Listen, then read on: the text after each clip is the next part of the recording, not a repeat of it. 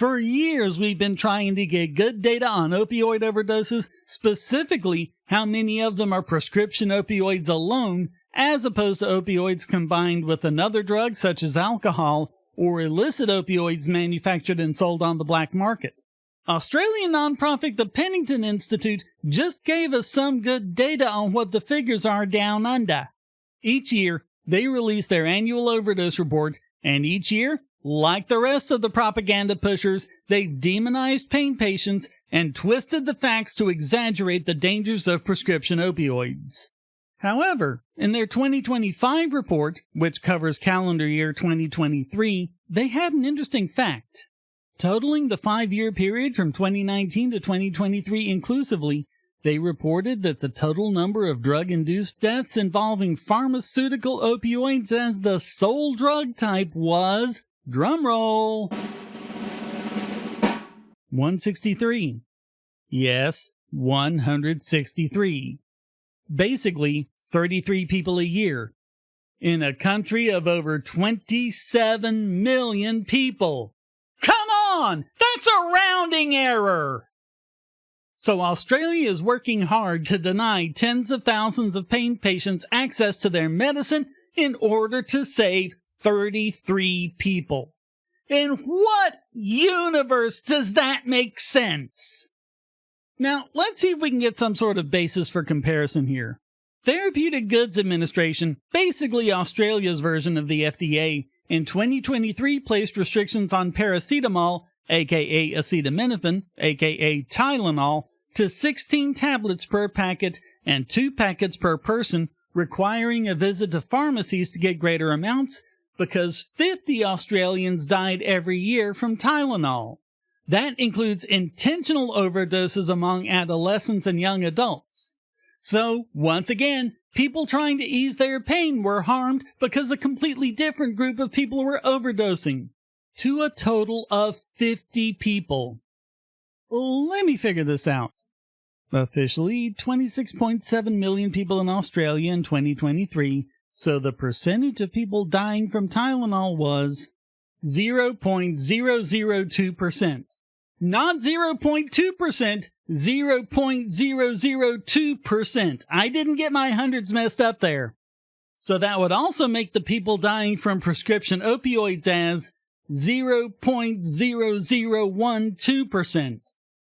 Additional perspective, over 4,000 Aussies died from falls in 2023, well over 100 times the number who died from prescription opioids. They're also 87 times as likely to die from the flu, 4 times as likely to die from alcohol poisoning, 3 times as likely to die tripping over their own furniture, 3 times as likely to die falling down a flight of steps, 2.6 times as likely to die falling out of their own bed, and exactly as likely to die falling off a chair. Hell, you're 10 times as likely to be killed in a parked car! What we still don't have? Good statistics on how many people commit suicide because their pain medicine was taken away.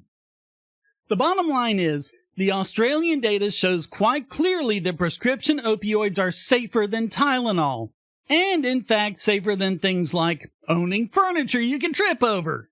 And that was the case long before the 2020 change in opioid scheduling. On the other hand, the policy change is causing untold harm for pain patients, both acute and chronic, with no medical basis for it whatsoever.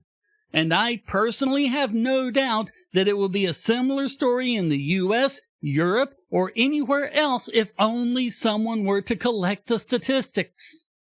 This is an issue with all of the so-called alternatives to opioids. They're expensive, usually more dangerous, and worst of all, far less effective. But the crazy fact remains. Tylenol kills more people than hydrocodone, and it's still available over the counter. People, there is no prescription opioid crisis. Not in Australia, not anywhere else. Never was. And yet, because of this absolute pseudoscience, chronic pain patients are suffering and many are dying completely needlessly. There is no evidence whatsoever that forced tapering saves lives. There is no evidence whatsoever that a dose ceiling saves lives. And there is no evidence whatsoever that pain needs to be managed by a specialist instead of a GP. Here we have the statistics from a group that has traditionally been hostile to pain patients. They did very little to actually point this statistic out. We need to do more to spread it around. 0.0012%. Chronic pain kills far more people than the opioids used to treat it. That's just a fact.